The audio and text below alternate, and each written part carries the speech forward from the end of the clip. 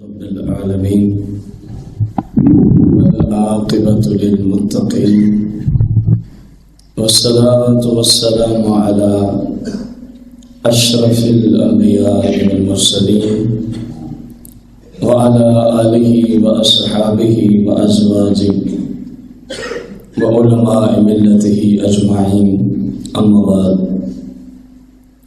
قال الله تبارك وتعالى في القرآن المجيد والفرقان الحميد إن الله وملائكته يصلون على النبي يا أيها الذين آمنوا صلوا عليه وسلموا تسليما.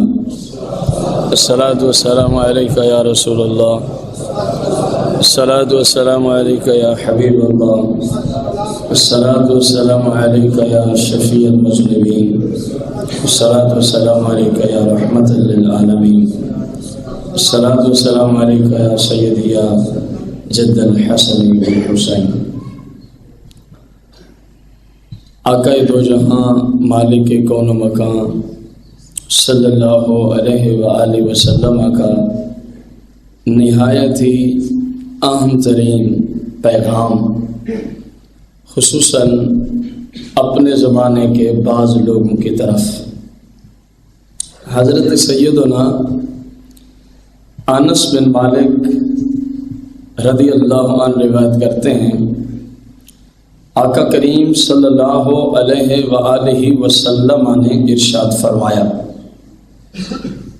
علماء جب تک بادشاہوں کے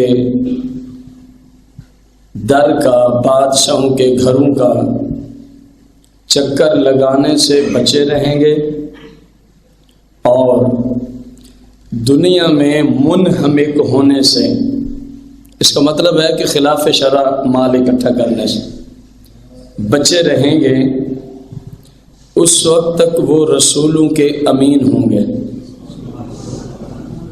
گویا جس عالم کا وزراء اور اس طرح کے حکومتی عہدہ داران کے درباروں کا چکر بار بار لگانا ہے، وہ رسول پاک صلی اللہ علیہ وسلم کا امین جب تک ایسی حالت نہیں ہے تو امین ہے. تو کیا ہے؟ اور جب امین ہوگا تو اس کے فتوے پہ عمل ہوگا. جب شریعت کا، رسول کا امین ہوگا تو اس کے فتوے پہ. جو امین ہی نہ رہا، دیکھیں حضور الاسلام حدیث کے اگلے حصہ میں کیا فرماتے ہیں، جب یہ بادشاہوں سے میل ملاپ اور خلاف شرع طریقے سے مال اکٹھا کرنا شروع کر دیں گے، اس دلدل میں پھنس جائیں گے. فرمایا اب رسولوں کے امین نہیں بلکہ اپنے نبی سے خیانت کرنے والے ہوں گے، بلکہ اپنے نبی سے خیانت کرنے والے ہوں گے. تو یا رسول اللہ صلی اللہ علیہ وسلم، اگر کسی کے زمانے میں ایسے لوگ موجود ہوں تو پھر عوام کو کیا کرنا چاہیے؟ آپ کی عام امت ایسے علماء سے کیسا سلوک رکھے؟ جملے غور سے سننا. آقا دو جہاں صلی اللہ علیہ وسلم فرماتے ہیں، میں اپنے امتیوں کو آرڈر دیتا ہوں اس طرح کے تمام علماء اور مولویوں سے علیحدہ ہو جانا اور ان سے پرہیز کرنا، ورنہ تمہیں ہلاک کر دیں گے. اب آپ اس کو موجودہ زمانے پہ خود اس کو فٹ کریں. حضور صلی اللہ علیہ وسلم نے جو فرمایا وہ کیسے معاملات پورے کے پورے ہو رہے ہیں. وجوہات بھی بیان کی ہیں. سیدنا عبداللہ ابن مسعود رضی اللہ تعالی عنہ فرماتے ہیں،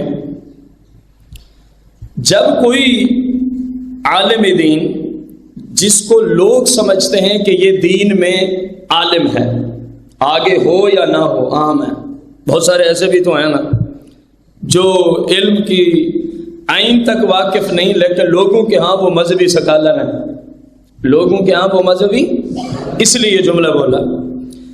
فرمایا جب کوئی ایسا شخص بادشاہ کے پاس جاتا ہے تو اس کا دین ساتھ جاتا ہے، لیکن جب بادشاہ سے واپس لوٹتا ہے اب اس شخص کا دامن دین سے خالی ہوتا ہے. اب اب بادشاہ سے ملنا تو کوئی جرم نہیں ہے. آپ بات کی نوعیت کو سمجھیں. دیندار بظاہر دینداروں کو کیوں سامنے رکھا؟ کیونکہ بادشاہ سے ملنا کوئی جرم نہیں ہے. مسائل اس وجہ سے کھڑے ہو رہے ہیں کہ یہ خلاف شرع ان کی ہاں میں ہاں ملائیں گے، تو فرمایا دین سے ہاتھ دھو بیٹھیں گے. دین سے ہاتھ دھو بیٹھیں گے. فرمایا ان کا دین سے کوئی واسطہ نہیں ہوگا. پوچھا گیا یہ کیسے ہو سکتا ہے؟ یہ صحابہ کے مفتی ہیں عبداللہ بن مسعود، حضور علیہ السلام کے خاص شاگرد ہیں. عرض کیا کہ حضور بادشاہ کے پاس جانا کوئی اتنا بڑا جرم ہو گیا کہ جب جائیں تو دین ہو، جب واپس آئیں تو دین سے. اب وجہ بھی بیان کی، بتایا کہ ہر ملنے والے کے لیے یہ فتویٰ نہیں ہے. ہر بادشاہ کو ملنے والے شخص کے لیے یہ فتویٰ کن کے لیے؟ ارشاد فرمایا کہ وہ شاہ وقت کو، حکمران وقت کو ایسی باتوں سے راضی کرتا ہے، اس کی ایسی باتوں کی ہاں میں ہاں ملاتا ہے جن باتوں سے اللہ ناراض ہو جاتا ہے. جن باتوں سے کون ناراض ہو جاتا ہے؟ اللہ ناراض ہو جاتا ہے. اب آپ نے سنا ہوگا، وہ بھی مذہبی سکالر ہیں، میں سمجھتا ہوں کہ ایک عذاب ہے امت پہ، جنہوں نے کہا جی بھی آپ بعض انٹرنیٹ لائیو جو ہے وہ جمعہ گھروں میں ہی ادا کر لیں، تو پھر حج بھی گھروں میں ہی ادا کیا جائے، عمرہ بھی گھروں میں ہی ادا کر لو. اس کی کثیروں مثالیں مل سکتی ہیں.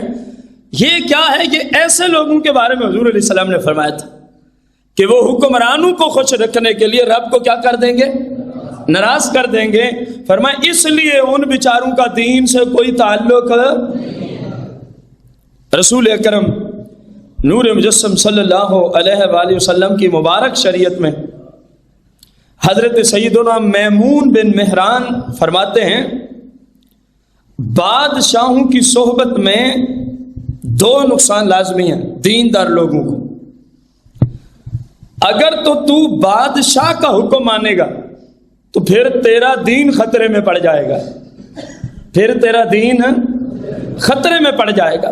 یعنی بادشاہ کی ہر بات مانی جائے گی، لیکن جو قرآن اور حدیث سے ٹکر لے گی پھر سولی پہ بھی چڑھنا پڑے تو چڑھ جائیں گے، لیکن قرآن و حدیث کی مخالفت والی بات مسلمان کسی صورت مان سکتا. یہ ہمارے آقا مولا علیہ السلام کے ارشاد پاک. مرنا تو ویسے ہی ہے، اگر قرآن کی وجہ سے ہی آپ کو کوئی سولی چڑھاتا ہے تو اس سے بڑا شہید کوئی نہیں ہو سکتا. اس سے بڑا شہید کربلا میں امام علی مقام نے یہی صورتحال پیش فرمائی تھی، اسی بات پہ ڈٹ گئے تھے. اب آپ غور کریں، فرمایا اگر تو اس کی بات مانتا ہے جو خلاف ہے تو پھر تیرا دین جاتا ہے، اور اگر تو کہتا ہے نہیں میں اس کی جو ناجائز بات ہوگی وہ تو مانوں گا نہیں لیکن تعلق رکھوں گا، اس سے میری دوستی ہوگی، تو فرمایا ایسے ہوا تو پھر تیری جان ہی خطرے میں پڑ جائے گی، وہ تجھے جیل بھیج دے گا، اس نے میری نافرمانی کی ہے، اس نے میری.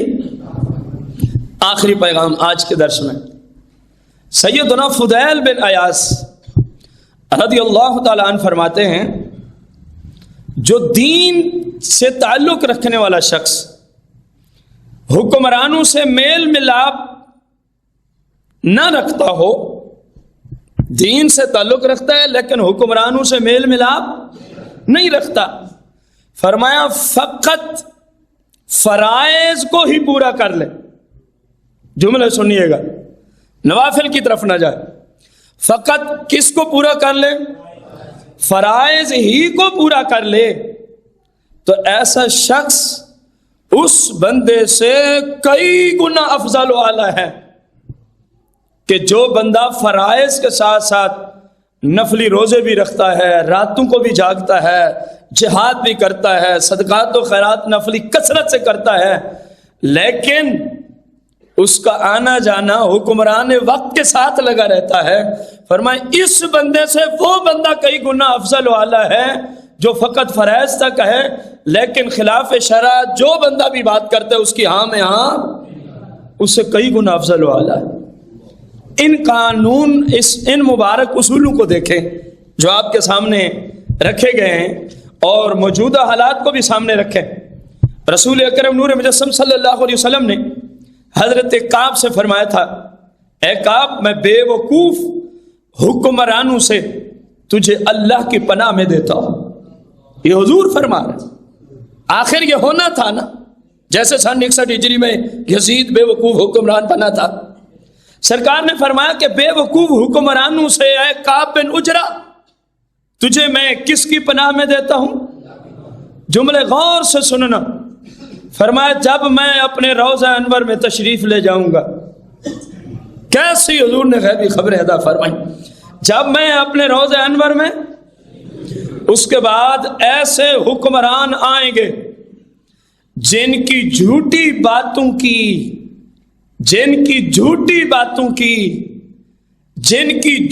باتوں کی بظاہر اپنے آپ کو دیندار اور علماء کہنے والے تصدیق کر دیں گے. حضور کا فرمان ہے، نہ کسی حاکم کا نام، نہ کسی مولوی چمچے کا نام. اب جو بھی اس طرح ہے اس پہ حضور کا پیغام ہے. فرمایا میرے روضہ انور پہ تشریف لے جانے کے بعد ایسے حکمران، ایسے بادشاہ آئیں گے کہ وہ جھوٹ بھی بول دیں گے تو کچھ بظاہر اپنے آپ کو دینی تشخص کے اعتبار سے اس زمانے میں جن کو لوگ جانتے ہوں گے بڑا مولوی ہے، بڑا مذہبی سکالر ہے، بڑا علامہ فہمہ ہے. فرمایا وہ ان کے جھوٹ کی کیا کر دیں گے کہ یہ سچ ہی کہہ رہا ہے، حالانکہ جھوٹ ہوگا. وہ کیا کہے گا؟ وہ مولوی کہے گا سچ ہی کہہ رہا. فرمایا ایسے حکمران میرے روضہ انور پہ تشریف لے جانے کے بعد آئیں گے کہ وہ ظلم کریں گے، بظاہر اپنے آپ کو دیندار کہنے والے ان کے اس ظلم کے اندر ان کے ساتھ برابر کھڑے ہو کے مدد کرنے کے لیے تیار ہو جائیں گے کہ ہم بھی تمہارے ساتھ کھڑے ہیں، جتنا ظلم کرے کرو. پھر فرمایا یا رسول اللہ ایسے حکمران اور ایسے مولوی جن کو درباری مولوی آپ نے فرمایا، ان سے آپ کا کتنا تعلق ہے، جن کے بارے میں آپ نے غیبی خبر عطا فرمائی. تو میرے آقا علیہ الصلوۃ والتسلیم نے ارشاد فرمایا ایسے مولوی اور حکمران مجھ سے بری و ذمہ ہیں. دیکھو کوئی نہ مانے تو اس کی قسمت. حضور نے تو 1400 سال پہلے ہی بتا دیا اور یہ قیامت تک ہوتا رہے گا. یہ صرف آپ پتہ نہیں اس کو کس انداز سے لے رہے ہیں. قیامت تک جہاں بھی ایسا ہوگا سب کے لیے حضور کا فرمان ہے، پوری دنیا کے حکمران اور ان مولویوں کے لیے. یا رسول اللہ ان سے آپ کا کتنا تعلق ہے؟ فرمایا وہ حاکم، وہ وزیر، وہ بادشاہ اور وہ مولوی جو ان کے ظلم پہ مدد کریں گے، جو ان کے جھوٹ کے ہاں میں ہاں ملا کے ہاں ٹھیک ہی ہے ایسا ہی کرو. تو حضور علیہ السلام فرما رہے ہیں وہ سارے مجھ سے، بولو نا یار، یا رسول اللہ وہ تو بری ہیں اور آپ؟ فرمایا میں ان سے سخت ناراض ہوں. اگر رسول پاک صلی اللہ علیہ وسلم کی بیزاری اور ناراضگی خریدنی ہے تو پھر کسی جج، کسی چودھری، کسی خان، کسی ملک، کسی امام، کسی خطیب، کسی پیر، کسی وزیر کے حق میں جب جھوٹ بولے تو ساتھ کھڑے ہو جاؤ اگر رسول پاک سے علیحدگی اختیار کرنی ہے. اور اگر آپ چاہتے ہیں نہیں ہمیں تو حضور کے سوا سے ہارا ہی کوئی نہیں ہے اللہ کے بعد، تو پھر ہر حال میں دین حق کا ساتھ دینا ہوگا، انصاف کا ساتھ دینا ہوگا، حق کا ساتھ دینا ہوگا، خواہ حق کسی کے ساتھ کھڑا ہو. آپ کے ابو ظلم پہ ہیں اور ایک غریب الوطن حق پہ کھڑا ہے، اگر حضور کی محبت درکار ہے، حضور سے فیض چاہتے ہو تو فرمایا ابے کو چھوڑ دینا، جو حق پہ کھڑا ہے اس کا ساتھ نہیں چھوڑنا، اس کا ساتھ ہے. یہ بہت بڑا ظلم ہوتا ہے. اللہ تعالی ہم سب کے حال پہ فضل و کرم نازل فرمائے. آمین بجاہ النبی الکریم. اذان پڑھیں بابا جی.